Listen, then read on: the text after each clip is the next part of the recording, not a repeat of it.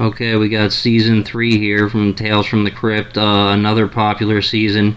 This season actually has my personal favorite episode in it. Not saying it's the best episode, that's not what I mean when I say that. It's my personal favorite episode because back in the 90s it's one of the first, if not the first episode that I remember seeing. It's the very first episode of season 3. It's called Love to Death with Andrew McCarthy and Mariel Hemingway. Love this one. Guy moves into a new apartment building and his creepy landlord basically gives him a love potion to give this woman who he becomes obsessed with, who doesn't really like him that way, and she also lives in the building across the way from him, and he gives her the love potion. She falls in love with him, but then she won't leave him alone, and she goes crazy for him, and he basically now he has to kill her. That one's a great episode. I love to death. The next one is Carrie and Death. I hate how they put these two together because it's death and death. Love to Death, Carrie and Death. They should have spread it out with the two deaths. But this is the one about the guy who escapes death row, and he basically he's handcuffed to a dead cop who he has to drag through the desert to get to the Mexican border. Also, at the same time, a vulture is following him, and he gets the sense that this vulture is waiting for him to drop so he can eat him. This is a really popular episode. A lot of people love this episode. It grew more on me more times than I watched it, and I've seen it at least 100 times. But I thought it could have been executed better. It's not one of my favorites, but it is a fan favorite. The next one is The Trap, directed by Michael J. Fox, and he's in it too. Normally I probably wouldn't like an episode like this, but this one I did. It's so over the top. It's very unrealistic. It would never happen. There's so many questions in it. It's just a fun episode. It lets loose and does whatever it wants. About a guy who's trying to fake his death so he can get the insurance money. There's obviously more to it than that. But yeah, that's a good episode. The next one, Abracadabra. Abracadabra is another decent episode. It's not my favorite, again, about the two brothers. They're both doctors. The one is trying to prove that after clinical death, which is heart death, that the brain remains viable. You can still feel, you can still see, you can still hear. Basically trying to prove it to his other brother through all these techniques and all this work that he does to try to basically come up with this serum to prove to him that this is what happens after clinical death. And he basically uses his brother as a guinea pig for it, and that a lot of the point of view of the episode is from the brother who he injects with this drug that he came up with.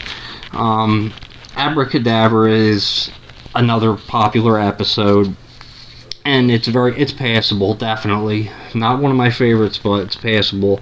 The next one, Top Billing. Top Billing is an awesome episode.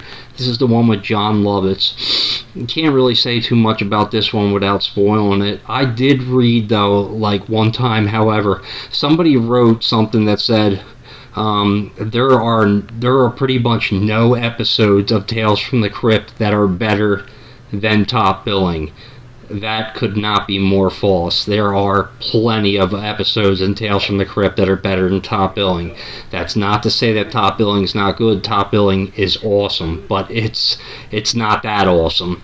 A great episode. Basically, John Lovitz is an actor. He finds out that there is a casting for the play Hamlet, and it's in downtown New York City, and he goes to try out for Hamlet in this play, and he thinks that he's in a theater, but it turns out it's really not a theater, it's something else. Like I said, I don't want to give too much of it away. Top Billing is an awesome episode, definitely. The next one, Dead Weight.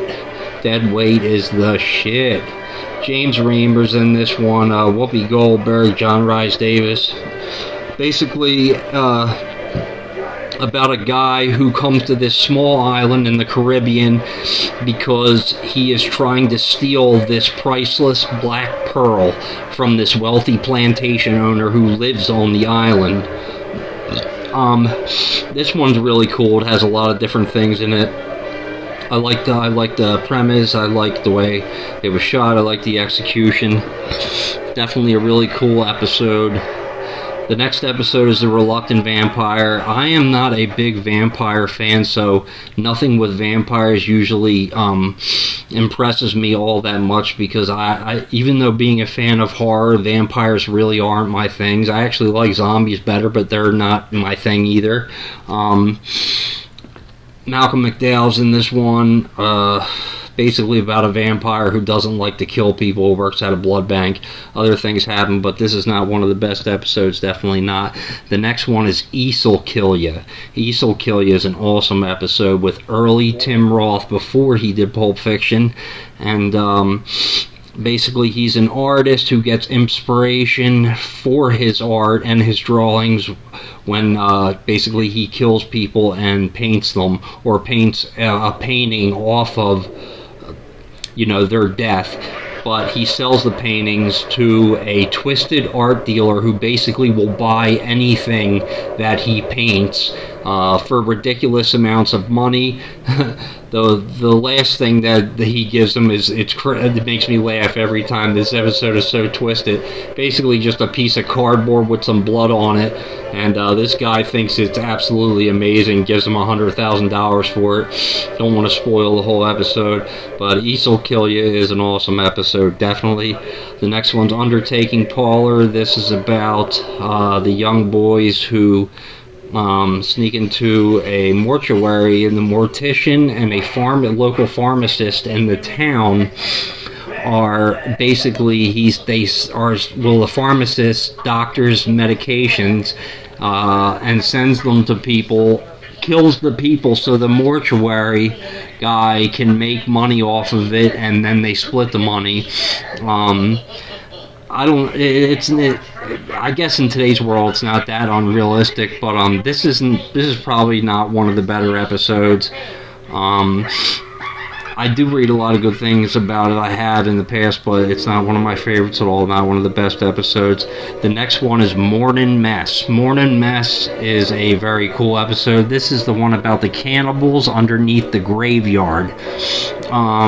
Basically, a reporter who gets fired needs a big story to get back into it, and he puts his nose a little too far into where it does not belong. And the way it unfolds, more things happen. Don't want to give away too much, but Morning Mess is a really cool episode. This is one actually that grew on me more and more the more I watched it too, seeing the episode a ridiculous amount of times.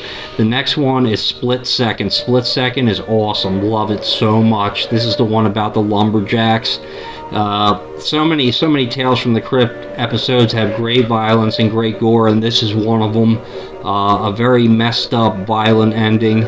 Split Second is definitely one of the best episodes of season 3, in my opinion anyway. Awesome episode. The next episode is Deadline. Of course, after a superb episode like Split Second, we had Deadline, which is a deadbeat episode. This is one of the more lighthearted ones. It's more of a kind of a, something in between a drama and suspense. I don't like the beginning. I don't like the ending. It doesn't explain a lot of things. It leaves a lot of questions. It's really not horror. It kind of feels weird amongst a lot of these other episodes. It's not one of the winners. It's one of the weaker ones in the season. The next one is Spoiled. What I like about Spoiled, it's not the fact that the episode is so good. I mean, it's a cool little episode, but it's original. It's different from any other episode, Tales from the Crypt. It's basically like it's a soap opera, basically. And then the main woman that's in the episode, she is obsessed with watching soap operas. But this one has another ending that we've never seen before in Tales from the Crypt, and it switches it up. It's different. It's definitely an entertaining episode. And the very last episode of season 3 is Yellow. This is the World War I episode. This is actually, it's got Dan Aykroyd in it, Lance Henriksen in. It's got Eric Douglas and Kirk Douglas, I think, before his stroke. And this one is actually the longest Tales from the Crypt episode, not only in the season, but period. I think it's about 40 to 45 minutes long.